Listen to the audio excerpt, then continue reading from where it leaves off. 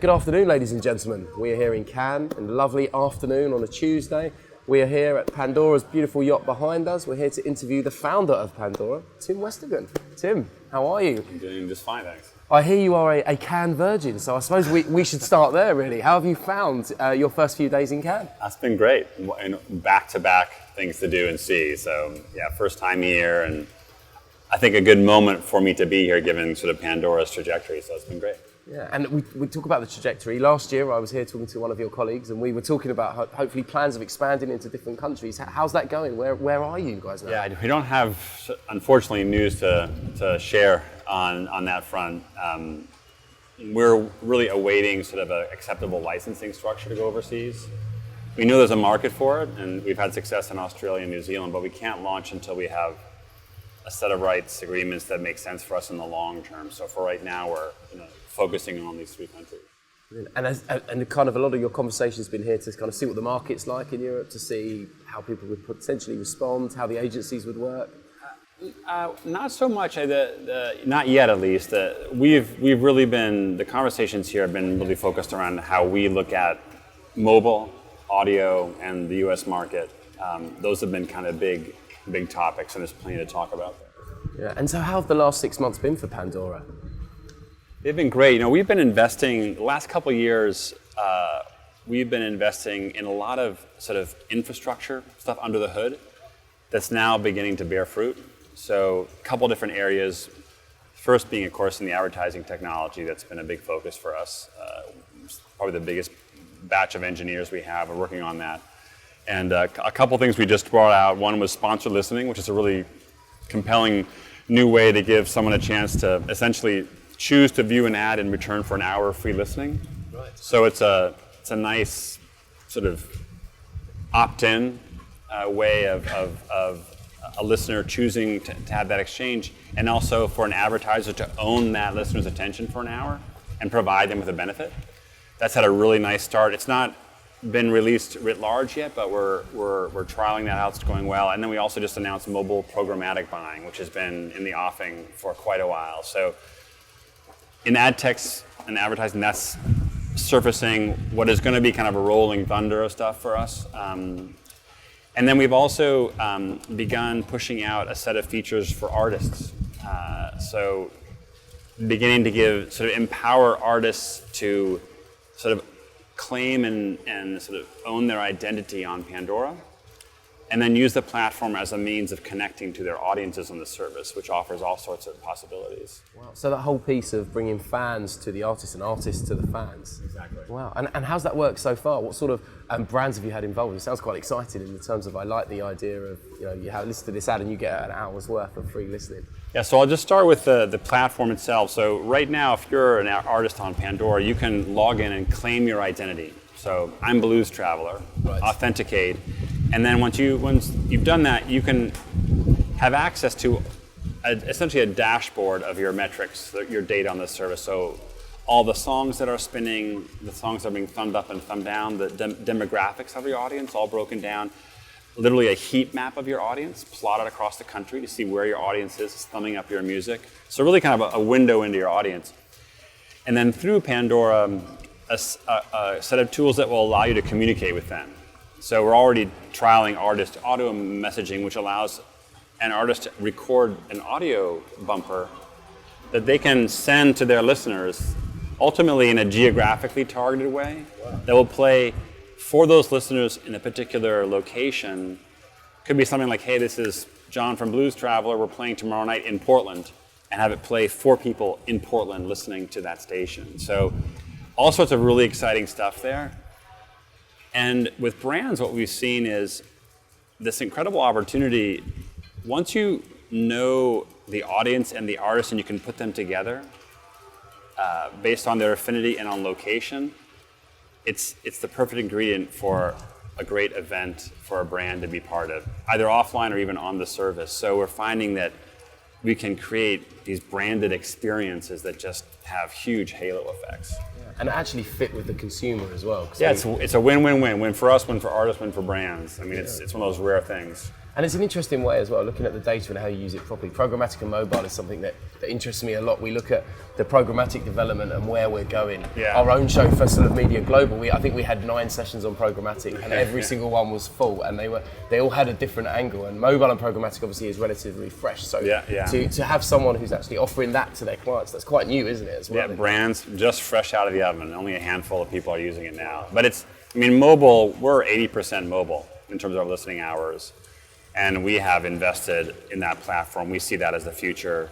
And in particular, audio as kind of this killer asset, because you don't need a screen. And increasingly in the Internet of Things, many devices don't even have a screen. So to be able to reach someone through their ear, agnostic about what device it's on, is a really powerful sort of option. Absolutely, and it's great that it's kind of being developed in that way. Do you kind of get frustrated sometimes when you see that clients aren't particularly good at understanding how mobile campaigns work? Because we have all these amazing things, mobile programmatic is one, different platforms such as Pandora that you can use that have these assets, and all the conversations I have, it becomes very frustrating that brands are struggling to kind of understand it. How do you kind of, I suppose, educate them, if you like, in the right way? Yeah, you're right. It's a process of education for sure. And I think the challenge is when you create a platform that has so much versatility, what do you sort of not tell someone about? How do you kind of keep it simple?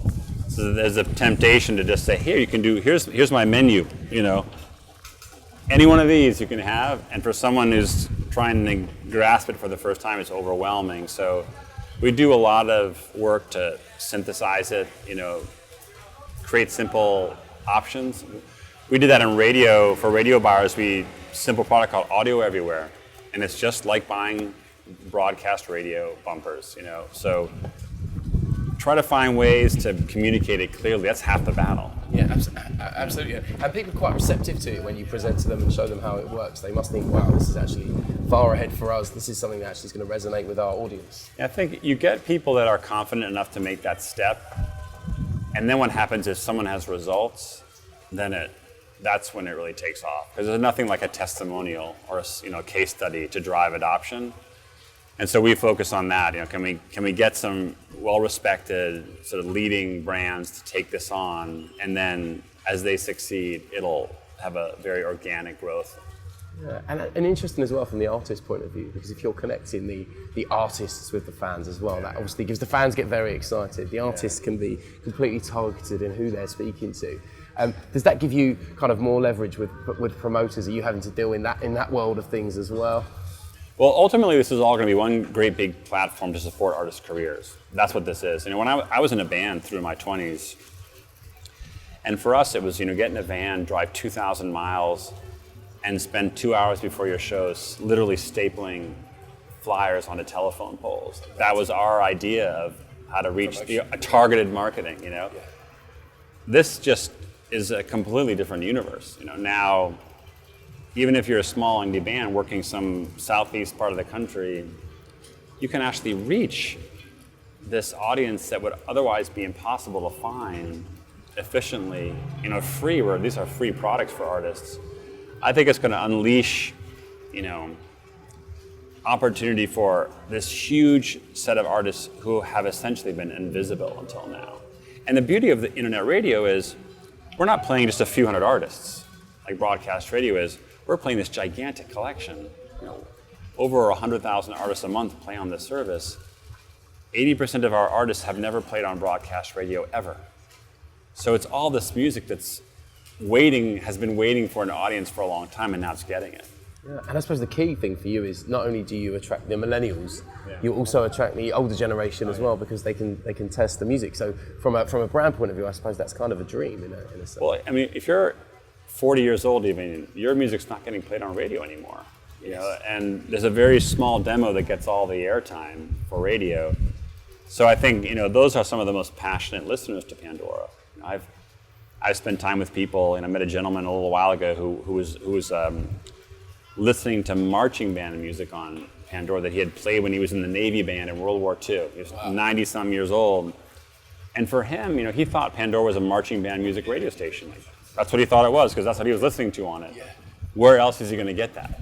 So it brings people back that have kind of been kicked to the curb through the broadcast system for a while. And that's exciting for me as a consumer, and I think, for needless to say, for artists, that's a big deal. Yeah. And was that one of the main reasons for the founding of the company? What was your kind of inspiration behind setting it up? That's the reason. Simply put, I spent years playing in bands, surrounded by all these great bands, none of whom are around today, except for maybe 2 or 3.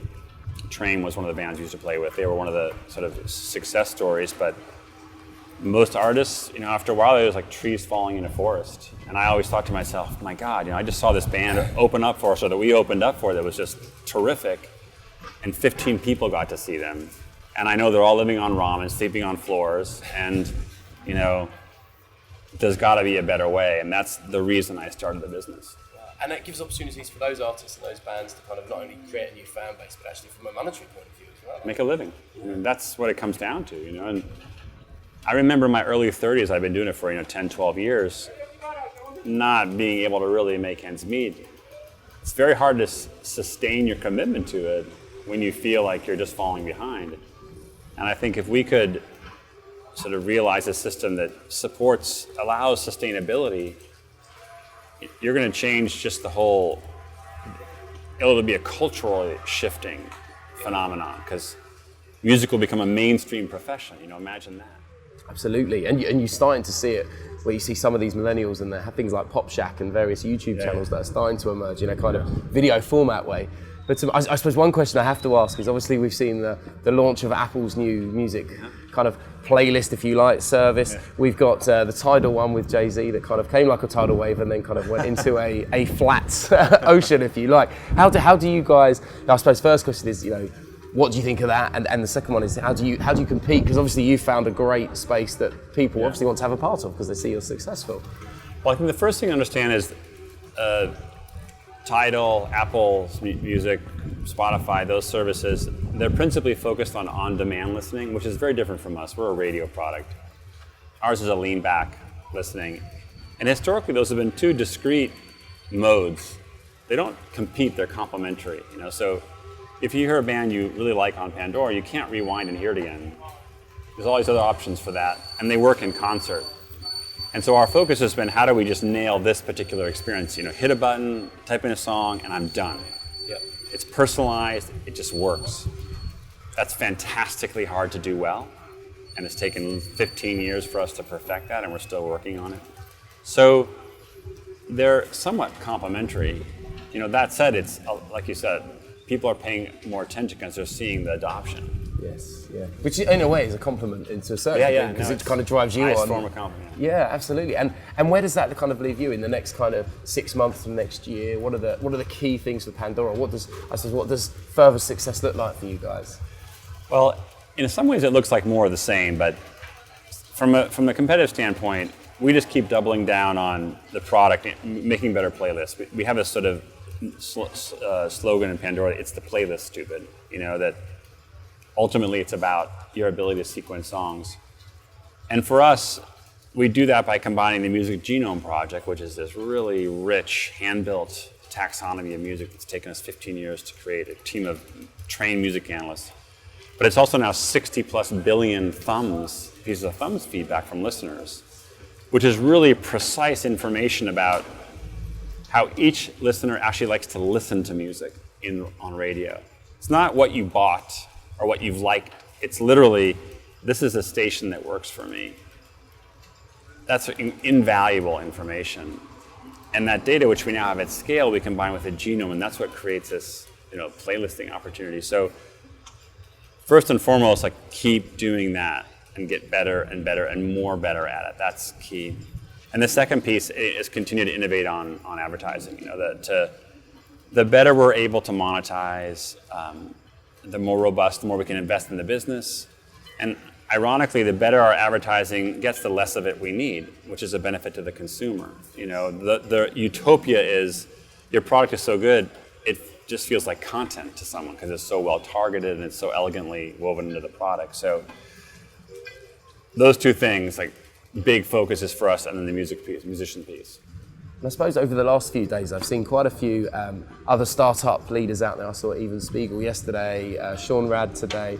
what are your key tips if you want to make a success of a startup? What is that key to success? And I suppose longevity. 15 years is a lifetime in the world of startups. Well, there's lots of generic advice to give entrepreneurs, and experiences are all different. But I think that in my experience, the founders that I've met have had a few things in common. One is they have a particular passion for what they do. And it often starts with a personal experience, so a problem they have that they're solving, or a love they have that they want to, share, develop. There's a connection to it, a very visceral, and they sort of embody the product in a way. That's a powerful thing. I think also founders that are bring smart people around them quickly is also sort of a key. Can they attract a great team? They're a great sort of startup team, which is not easy to do, especially these days. And then if they retain a real coherence to who they are and why they're doing it as they grow, that's the other thing that I think, if I look at companies that sort of fall off, oftentimes it's because they lost track of their founding idea and their founding ideals, and they kind of lose their way, which is easy to do when, your company is exploding, you're raising tons of money, it can be intoxicating. Yeah, absolutely. And that's an interesting one about getting the right people, because one of the big issues in the industry is talent, obviously. Find it where you find that right talent, how you retain that talent, and how you reward that talent. And, yes. Is there a key to kind of getting that right? How hard are you finding it? Well, I think you have to be generous, certainly in the beginning with equity. You make people stakeholders. You have to respect other people's contributions. If you don't do that, you'll pay for it. You'll wish you had. Right. It'll be a very expensive mistake.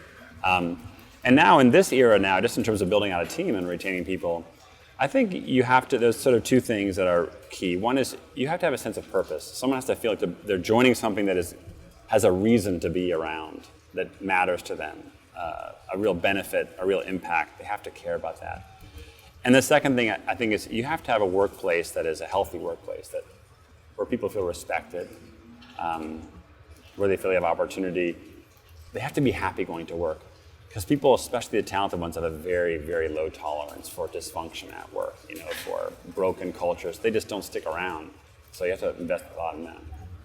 Okay, well, thank you very much, Tim. That was much appreciated. My Is that pleasure. all right? Thanks for having me. Yeah, good. Good. Sorry, I'm carried away. I could have asked questions all day there. All right.